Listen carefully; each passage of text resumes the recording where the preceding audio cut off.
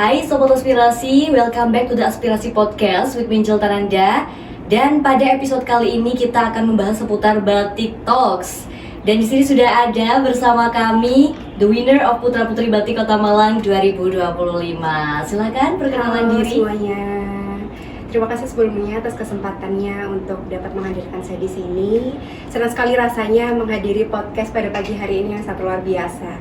Sebelumnya perkenalkan, saya Mayang Ayunani, akrab dipanggil Mayang. Saya merupakan mahasiswi Universitas Brawijaya dengan jurusan Administrasi Bisnis di Fakultas Vokasi. Oke, jadi Putri Mayang ini merupakan salah satu mahasiswi UB yang berprestasi ya Sobat Aspirasi. Dan kalau dari namanya ini kan Putra Putri Batik ya. Betul. Nah, kalau boleh tahu putranya kemana ini Putri? Untuk putranya sedang ada lomba, jadi Oke. saat ini hanya diwakilkan oleh saya saja. Oke, jadi putranya sedang berhalangan hadir ya Sobat Aspirasi. But it's okay, kita akan ngobrol banyak di sini bersama dengan Putri Mayang. Oh ya, kalau boleh tahu kabarnya gimana ini Putri Mayang? Alhamdulillah luar biasa sekali, agak sedikit nervous ya. Oke. It's a normal thing ya Putri Iya, Mayang ya. benar. Oh, benar. Oke. Terus juga kesibukannya apa aja nih kalau boleh tahu? Untuk saat ini kesibukan saya fokus untuk di dunia pageant. Oke. Karena kan ini sudah masuk libur perkuliahan ya, jadi lumayan agak senggang. Oke. Terus semester berapa ini Putri Mayang kalau boleh tahu? Saya semester 4, Wow, sudah menuju KKN ya? magang. Oh, magang, alright. Oke, kita langsung saja ya mulai Batik Talks kita dengan pertanyaan pertama. Boleh. Kalau boleh tahu sebagai representatif batik di Kota Malang ini kira-kira advokasi atau program kerja apa sih yang Putri Mayang bawakan? Baik, terima kasih. Untuk membawa advokasi saya dalam pelestarian batik, di sini saya memiliki advokasi yang bernama Wastra Loka. Di mana ini diambil dari kata wastra dan juga loka. Oke. Karena kita tahu kan wastra ini kan sebuah kain batik ya, dan loka ini diambil dari kata tempat ataupun ruang, jadi sehingga digabungkan nantinya akan menjadi sebuah tempat atau wadah dalam pelestarian batik. Wow, alright, keren sekali ya ini ya. Terus juga ini sudah mulai berjalan atau masih tahap proses? Alhamdulillah sudah mulai berjalan. Oke, semoga sukses selalu ya untuk program kerjanya ini. Amin. Amin, alright. Terus juga ini di awal-awal karena Angel ini sebagai orang awam ya kurang tahu tentang motif batik yang ada di Malang itu sendiri. Nah, mungkin boleh diceritakan sedikit ada motif apa aja dan yang kayak gimana gitu. Silakan. Iya, baik. Di Kota Malang sendiri kita mengetahui bahwasannya batik itu punya banyak sekali motif ya. Dimana batik ini memang sering mengambil ikon-ikon dari Kota Malang itu sendiri. Oke. Seperti batik topeng Malangan yang kita ambil dari kesenian tari topeng. Alright. Lalu ada batik Tugu Malangan itu sebagai ikon Kota Malang sendiri. Lalu ada juga batik Kucek Wara juga. Lalu ada juga batik Teratai seperti itu. Oke, jadi filosofinya itu tadi gitu ya. Betul. Ada filosofi dan juga seni di dalam batik Malangan itu sendiri. Nah, yang membuat unik dari batik Malangan itu apa sih, Putri? Dan membuat unik dari batik Malangan ini, batik Malangan ini kebanyakan diadopsi dari peninggalan-peninggalan zaman dahulu, di mana kita mengetahui bahwasannya batik Malangan ini juga diadopsi dari kerajaan Songosari, kerajaan Kanjuruhan. Jadi banyak sekali memang motif-motif yang diadopsi dari relief-relief tersebut. Jadi itu yang menurut saya membuat nilai unik dan juga nilai plus dari batik Kota Malangan itu sendiri. Itu yang membedakan batik Malangan dengan batik-batik di daerah lainnya gitu. Benar, ya. jadi memang memiliki ciri khas sendiri. Alright, jadi itu ya Sobat Aspirasi, informasi baru nih buat Sobat Aspirasi yang belum tahu kayak Angel ini ya, batik Malangan itu sendiri kayak gimana. Nah, selanjutnya kita beralih ke jenis-jenis batik itu kira-kira ada apa aja sih Putri? Baik, jenis-jenis batik yang akrab ya, yang dikenal banyak orang itu lumayan banyak ya. Ada mulai dari kawung, lalu ada mulai dari megamendung, lalu ada motif parang. Nah, dari motif-motif itu juga memiliki fungsi dan perannya masing-masing. Seperti motif parang itu biasanya kita ketahui untuk menutupi atau sebagai lapisan untuk saat orang meninggal kepada jasad ya, itu kita menggunakan motif parang rusak karena memang motifnya kan sudah rusak, jadi alangkah baiknya untuk dipergunakan hal tersebut. Oh gitu, oke. Jadi setiap motif itu emang ada fungsinya masing-masing Betul. ya. Kalau misalnya jenis-jenis batik dari cara pembuatannya itu ada nggak sih Putri? Tentu ada. Apa saja Nah, itu? di batik itu perlu diketahui bahwasannya yang dinamakan sebagai batik murni atau batik tulis itu adalah batik yang melalui proses pencantingan maupun cap menggunakan malam panas. Oke. Jadi proses batik itu harus melalui pencantingan terlebih dahulu. Karena kan sekarang banyak ya seperti batik printing, batik celup dan lain-lainnya. Nah itu sebenarnya kalau semisal dikaji lebih lanjut itu bukan dinamakan sebagai batik murni. Jadi batik murni itu hanya batik canting dan juga batik cap. Seperti itu. Perbedaannya apa tuh di antara mereka batik-batik jenis itu? Nah, di batik tulis sendiri itu kita menggunakan aplikator yang namanya canting. Lalu untuk cap sendiri kita menggunakan stempel seperti cap gitu, panas. Lalu untuk batik printing, ya sudah kita ketahui bahwasannya batiknya digunakan secara print menggunakan mesin seperti itu. Alright, kalau misalnya batik dari Putri Mayang ini batik apa nih kalau boleh tahu jenisnya? Baik, ini merupakan batik kontemporer karena diadopsi dari beberapa jenis batik yang ada di sini, batik teruntung, lalu di sini ada sidomukti. Jadinya di era sekarang itu kan perkembangan semakin pesat ya. Jadinya apabila batik ini tidak direlevasikan untuk di zaman sekarang, maka akan susah digunakan oleh generasi muda. Jadi ini salah satu bentuk contoh dari relevansi dan juga pengaplikasian batik modern dan ataupun kontemporer itu. Oke, super expert ya ini ya Putri Mayang di sini Sobat Aspirasi. Dan kalau boleh tahu nih, Angel juga penasaran ya, kalau batik Angel itu jenisnya batik apa kalau boleh tahu? Kayak batik printing, cap tulis dan sebagainya, ini apa kira-kira ya? Nah, sebagai pembeda itu gampang sekali. Gimana? Apabila batik tulis itu pasti terlihat bahwasannya batiknya itu tembus di belakang.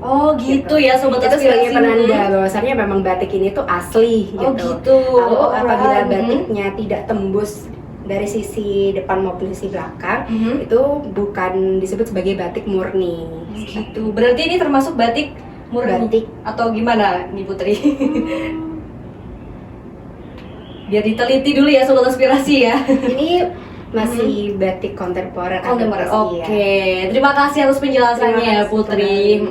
Terus juga selanjutnya nih ya, kan batik itu identik dengan sesuatu yang formal, kayak misalnya batik itu digunakan untuk acara-acara resmi gitu. Nah menurut Putri Mayang tuh relevan gak sih kalau misalnya batik digunakan untuk daily gitu? Karena dari pengalaman Angel sendiri ya, batik itu sering kali kalau misalnya randomly Angel pengen pakai batik gitu, pasti ada aja tuh yang nanya kayak mau kemana sih kok pakai batik gitu. Nah kalau menurut Putri Mayang gimana hal itu?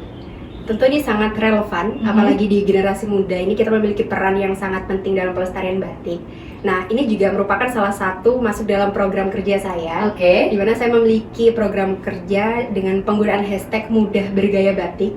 Di situ saya mengajak para kawan muda untuk dapat menggunakan batik dalam kehidupan sehari-hari sesuai dengan karakter dan juga ekspresi dari masing-masing orang. Karena di situ saya percaya dengan penggunaan dan juga pengoptimalan batik di kehidupan sehari-hari itu dapat mempertahankan eksistensi batik tersebut. Gitu. Berarti nggak melulu buat acara-acara resmi gitu ya. Tidak. Jadi bisa digunakan untuk daily gitu Sobat Aspirasi. Yes.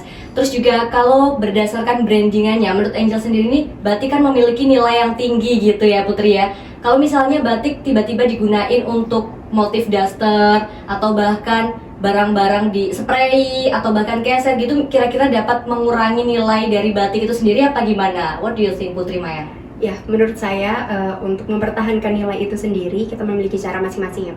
Dimana dalam kehidupan sekarang di era modern saat ini yang kita banyak adopsi batik-batik itu, tentunya itu untuk acara-acara eventual itu memang harus dipertahankan nilai-nilainya karena memang itu termasuk sebagai tradisi ataupun memang nilai leluhur yang harus dipertahankan. Namun untuk penggunaan daily itu memang harus kita adaptasikan dengan kehidupan sehari-hari supaya itu lebih mudah dan juga lebih relevan lagi untuk dipergunakan, sehingga untuk mempertahankan nilai itu menurut saya itu cukup tidak akan mengurangi nilai-nilai tersebut karena memang penggunaan batik ini sangat fleksibel dan juga memang gampang gitu digunakan. Tidak berpengaruh ya berarti ya jika digunakan untuk sehari-hari, tidak mengurangi nilai dari branding yang sudah dibangun oleh batik itu sendiri. Betul. Oke, selanjutnya kalau fungsi batik itu dalam kehidupan ekonomi, sosial, dan juga budaya di masyarakat tuh gimana sih, terutama di masyarakat Malang itu sendiri? Ya baik, batik ini memiliki peran yang sangat tinggi ya di kehidupan, di beberapa aspek kehidupan. Contohnya di ekonomi tadi ya. Di ekonomi ini batik itu memiliki nilai yang sangat tinggi karena kita bisa lihat ya bahwa batik ini sudah dikenal hingga mancanegara. Betul. Nah ini juga kita gunakan sebagai platform untuk jual beli juga. Jadi memang untuk mempertahankan dan juga memperkembangkan perekonomian di dunia juga, karena batik ini memiliki nilai seni yang cukup tinggi dan juga keindahan, sehingga untuk bersaing di pasar kancah internasional itu juga sangat sudah amat bagus ya perkembangan batik ini. Lalu untuk sosial budaya sendiri, batik ini sering kita lihat bahwasannya ada di tradisi-tradisi seperti mantenan, itu kebanyakan kita menggunakan motif sidomukti karena memang itu dipercaya untuk membawa kebaikan dalam sebuah hubungan rumah tangga seperti itu. Ada filosofinya juga ya lagi-lagi. Karena lagi-lagi memang batik ini beragam juga, memiliki juga berbagai filosofinya. Karena kalau udah dijelasin ya tadi di perekonomian dan juga sosial budaya sudah berkembang begitu pesatnya. Nah, kira-kira ada nggak sih tantangan yang dihadapi pada era globalisasi saat ini, terutama untuk para pelukis batik, pembatik gitu? Tentu, tantangan sendiri itu tidak luput ya dari yang namanya perkembangan, apalagi mempertahankan di era sekarang yang kita ketahui bahwasannya banyak sekali budaya-budaya luar yang masuk. Nah, menurut saya tantangan yang paling utama itu ada di generasi kita, dimana kita tuh harus dapat membangkitkan semangat para generasi muda untuk dapat memiliki semangat dalam membatik, menggunakan batik. Lalu kita juga harus memperkenalkan bagaimana sih proses dan tahapan, lalu makna filosofinya kepada generasi muda. Karena ini sebagai bentuk mempertahankan juga untuk dapat meningkatkan minat para generasi muda dalam berbatik itu sendiri. Nah, untuk pengrajin sendiri itu tentu harus melibatkan para pemuda juga untuk dapat mempromosikan terkait batiknya, untuk dapat mempromosikan terkait usaha maupun UMKM yang sedang dijalankan. Karena dengan pengoptimalan dari generasi muda itu, saya percaya bahwasannya batik itu dapat relevan dan menjadi lebih dekat lagi dengan kita para generasi muda ataupun generasi penerus bangsa. Nah, kalau sepengetahuan dari Angel itu kan ya, batik printing tuh cenderung lebih murah ya harganya. Jadi para generasi muda tuh cenderung membeli batik tersebut. Kira-kira ada nggak sih cara kreatif untuk meningkatkan agar generasi muda ini tuh tetap menghargai batik-batik yang murni itu? Betul. Tentu ada. Salah satu hal yang pernah saya lihat dan juga sedang marak saat ini itu adanya batik kelas. Nah, itu merupakan salah satu program mengajak kawan muda untuk dapat membatik mulai dari menggambar sketsa hingga pewarnaan. Nah, dari situ pasti akan memunculkan sebuah nilai atau kesadaran untuk wah, ternyata membatik ini memang sangatlah penting ya, apalagi untuk yang asli, dan juga kita harus mempertahankan nilai-nilai dan juga mempertahankan memang kemurnian dari batik itu sendiri. Sehingga dari statement itu kita bisa mendorong kawan muda untuk nantinya dapat cenderung membeli produk lokal maupun buatan tangan dari pengrajin-pengrajin di Kota Malang khususnya, karena ini juga sebagai bentuk mendukung UMKM tersebut untuk dapat terus mempertahankan usahanya dan sebagai bentuk mempertahankan dan melestarikan batik juga. Seperti itu. Wow, luar biasa ya jawabannya. Kemudian untuk ada nggak sih kayak inovasi agar para generasi muda ini tuh nggak cuman membeli batik atau mengkonsumsinya, tapi juga mau mempelajari gimana sih cara-cara membuatnya dan juga memahami filosofinya, itu gimana? Ada nggak kira-kira? Tentu ada, itu salah satu yang sudah tadi saya sebutkan melalui batik kelas, dan juga kita menggunakan namanya informasi ataupun digital AI, karena kemarin juga sempat saya berkesempatan untuk menggunakan motif-motif batik itu dengan bantuan AI, karena di situ memang memunculkan sekali ide-ide yang luar biasa dan juga mengoptimalkan kembali ide-ide yang ingin kita adopsi dari penggambaran batik yang semulanya seperti ini menjadi lebih bagus lagi. Alright. Nah, kalau menurut Putri Mayang, sudah sejauh mana sih peran dari pemerintah, pemangku pendidikan ataupun juga komunitas-komunitas tertentu dalam melestarikan batik ini? Untuk peran dalam pemerintah maupun komunitas lokal itu menurut saya sudah terlihat di salah satu ajang Putra Putri Batik Kota Malang. Itu merupakan salah satu komunitas maupun paguyuban yang mewadahi para generasi muda yang memiliki cinta terhadap budaya khususnya kepada batik, untuk nantinya kita dapat melahirkan sebuah generasi-generasi penerus untuk dapat mempertahankan dan juga memperkenalkan batik lebih luas lagi. Dan untuk peran pemerintah, tentunya di sini saya berharap bahwa pemerintah memberikan wadah dan juga menerima adanya ajang-ajang seperti itu, karena memang ini merupakan bentuk promosi dan juga pendukung bagi generasi muda untuk nantinya dapat mendistribusikan terkait informasi-informasi batik maupun terkait dengan keberagaman batik itu sendiri. Oke, itu kalau dari segi pemerintah dan juga komunitas-komunitas. Nah, kalau misalnya dari segi pendidikan, apakah perlu batik ini diajarkan melalui pendidikan dini seperti di sekolah dan ekstrakurikuler? Menurut Putri Maya gimana? Menurut saya itu sangat penting sekali ya untuk diterapkan di dunia pendidikan, karena di semasa saya dulu SMA itu di mata pelajaran seni budaya itu juga ada salah satu praktek membatik. Nah, itu salah satu bentuk dan juga aksi nyata dalam pendidikan untuk dapat mempertahankan dan juga mengetahui bahwasannya proses membatik itu dari A sampai Z misal seperti itu akan lebih relevan lagi dan juga ditanamkan nilai-nilai itu pada generasi pelajar. Lalu pentingnya juga untuk memasifkan dan juga memperatakan kurikulum terkait kesenian tersebut, karena memang kesenian batik ini juga merupakan identitas dari Indonesia sendiri ya, yang ini menjadi sebuah ikon dari Indonesia, bahwasannya batik ini merupakan warisan budaya yang memang indah dan luar biasa sekali. Oke, wow, keren banget ya jawaban-jawabannya. Angel selalu terpukau ya dengan setiap kata-kata yang dikeluarkan oleh Putri Maya yang ini. Alright, karena seperti yang kita ketahui bersama ya, kalau batik itu bukan sekedar kain, tapi juga ada banyak filosofi di dalamnya. Betul. Kira-kira ada nggak sih fakta-fakta unik dan menarik dari Putri Maya tentang batik ini?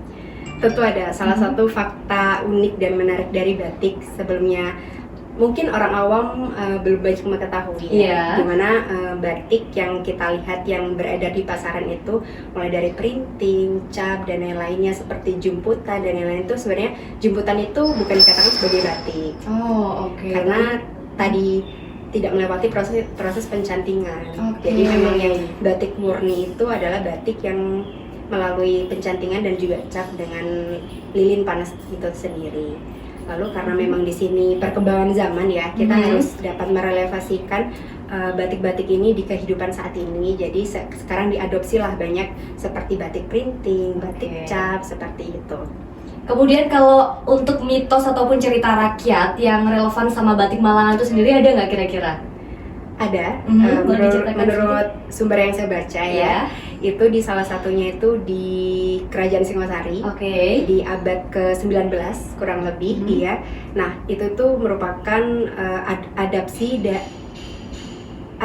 dari batik Kerajaan Singosari, di mana yang dulunya digunakan oleh kerajaan-kerajaan maupun bangsawan. Nah, kalau misalkan teknologi ini kan udah berkembang pesat ya, kira-kira bisa nggak sih kalau batik ini dipromosikan melalui teknologi seperti yang udah di-mention juga dari tadi ya, itu untuk meningkatkan pemberdayaan masyarakat dan juga membuka lowongan pekerjaan bagi masyarakat, kira-kira memungkinkan nggak, dan inovasi seperti apa yang kita butuhkan? Tentu, itu sangat-sangatlah memungkinkan, karena memang penggunaan sosial media, apalagi digital saat ini, itu memudahkan kita untuk dapat menggait banyak pasar, untuk kita dapat mengambil banyak dan lebih luas lagi audiens melalui konten-konten kreatif dan juga interaktif, dengan kita memperkenalkan batik dan juga kita menunjukkan batik sebagai bentuk identitas Indonesia juga. Lalu dengan penggunaan AI juga tadi, itu yang nantinya akan mempermudah pekerjaan kita dalam misal ingin mengadaptasikan atau mengembangkan motif dari topeng Malangan, dikembangkan menjadi yang lebih optimal ataupun lebih baik lagi, seperti itu. Selanjutnya yang terakhir ini ya, kira-kira ada nggak sih harapan kedepannya atau closing statement yang Putri Maya ingin sampaikan untuk generasi muda di luar sana, untuk Sobat Aspirasi, silakan. Baik, terakhir dari saya, tidak sebagai seorang pemuda atau That's okay. Baik, sebagai seorang pemuda kita memiliki peran yang sangat tinggi dalam pengembangan dan juga pelestarian batik di Indonesia, khususnya di Kota Malang juga. Untuk itu di sini saya mengajak para kawan muda untuk dapat mengoptimalkan dan juga merelevasikan batik di dalam kehidupan sehari-hari, agar batik ini dapat terus eksis dari generasi ke generasi dan tidak akan lekang oleh waktu. Untuk itu dengan program yang saya bentuk juga, saya berharap bahwasannya dari program tersebut saya dapat memberikan dampak yang nyata bagi pelestarian sebagai generasi muda, karena sejatinya mempertahankan batik yang baik itu adalah memberikan dampak yang baik juga bagi masyarakat untuk nantinya paham dan juga mengetahui bagaimana sih pelestarian dan juga bagaimana cara memahami batik itu dengan baik dan benar.